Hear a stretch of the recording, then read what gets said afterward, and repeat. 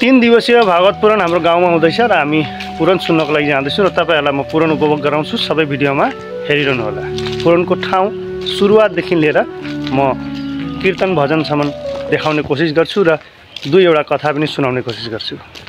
पुराण स्थलीमा हामी आइपुगिसकेका छौँ र पुराण स्टार्ट भएको छैन अहिलेसम्ममा। भागवत कथा अब एकैछिनमा स्टार्ट हुन्छ। र आज लागबत्ती बाल्ने पनि आयोजन गरिँदैछ। यहाँ लागबत्ती बाल्नको लागि दिदी आमा काकीहरूले लागबत्ती रेडी गर्नुहुँदैछ।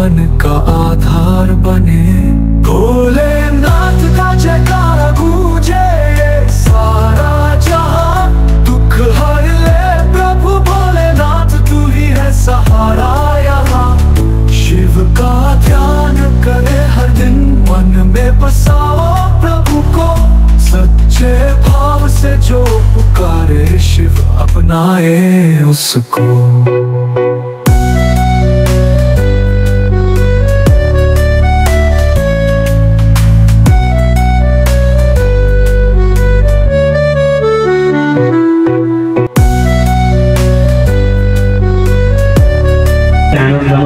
आनन्दको परिभाषा के भने जुन चाहिँलाई पाइसकेपछि फेरि अरु केही फेरि अहिले न हो एक गिलास पानी फेरि कति सुन्दिन छौ, हेर न मैले बोलाएको चाहिँ कहिले सुन्दिन भनौ।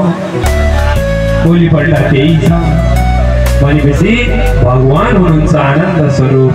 कसरी भन्दा कसैले तपाईलाई अहिले भन ऐ सुन त भोलि बिहानै हाम्रो घरमा आइज कि तँलाई मैले अस्ति अनलाइनमा 2टा नयाँ साडी मगाएको छु, एकै रङको छ, अचेल त एउटै रङको लगाउने चलन छ नि त, एउटा लगाइदिउँला एउटा म लगाउँला आइज ल बिहानै भनेर भन्यो।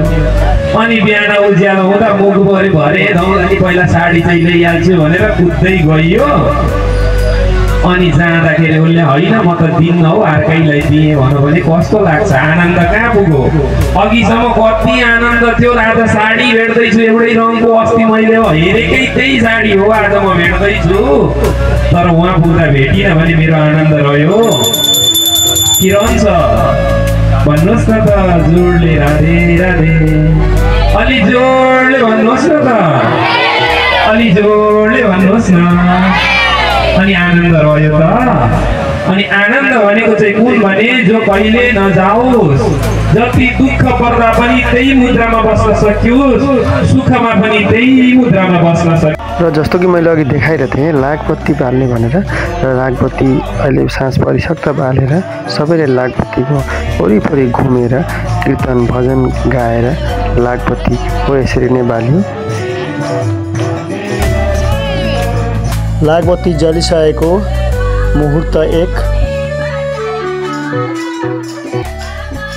र आजको भिडियो यही समाप्त गर्दछु। फेरि भेटौँला अर्को भिडियोमा।